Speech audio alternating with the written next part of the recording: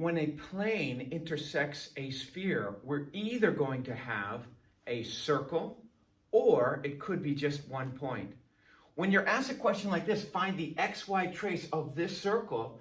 Well, on the xy plane, that's that flat plane, our up and our down is 0. That means if we're going to find the xy trace, z is going to be 0. So x minus 3 squared plus y plus 2 squared plus 0 plus 4 squared equals 25.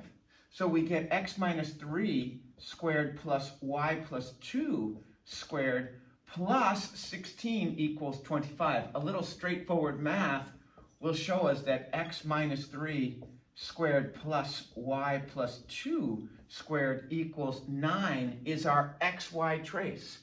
What we have here is a circle centered at 3, -2, and its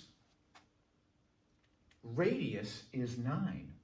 Here I have another trace problem. If I'm given this equation of a sphere and I'm asked, does this have any traces? Well, I'm going to try to do my best job possible to graph this. I know that my HKJ center is found at 2, 4, 3. And the radius here is 3. So I'm going to come out 2 and go over 4. And so this is the point 2, 4, 0. And from there, I'm going to try to go up 3. And if I go up 3, there is our center, 2, 4, 3. I'm going to do my best to draw a round shape with radius 3. And this is the sphere in red here. So of course, if it's the sphere, it's going to have some shading here. And it asks us, do we have a trace? Well, we are levitated above the xy plane by 3. And the radius is 3. Almost like the radius is reaching back down by 3. And we will touch here only at one point. So that will be the xy plane. Look what happens if you put a 0 in for z. You'll get x minus 2 squared plus y minus 4 squared plus 9 equals 9. If you subtract 9 from both sides, you'll get this, which is a circle with radius 0. Well, what's a circle with radius 0? It's just a point. So we can look at this and reason, oh, we're going to have an intersection of one point, and the mathematics back it up.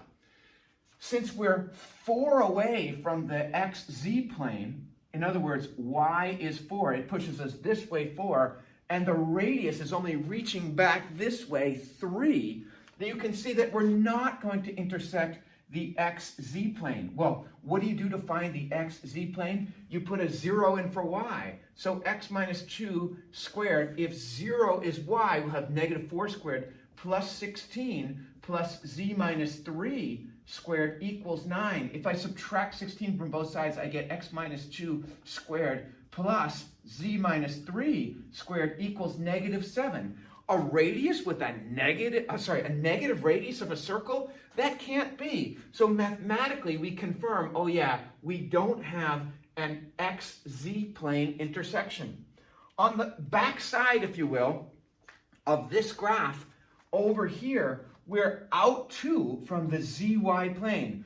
X is only 2. Well, we're reaching into the board by a radius of 3. So clearly, we're going to, or I hope clearly, we're going to have on the back side of this sphere, we're going to have an intersection with the zy plane. So on the zy plane, our x is 0. So if we put a 0 in for x, we'll have -2 squared, which is 4, plus y minus 4 squared plus z minus 3 squared equals 9. If I subtract 4 from both sides, I get y minus 4 squared plus z minus 3 squared equals 5, which is a viable circle. The radius is positive, and I can find that the center is at a y of 4 and a z of 3. So I could graph that on the yz plane.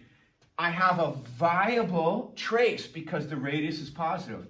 I've got a point trace because the radius was 0, and I have no trace when the radius is negative.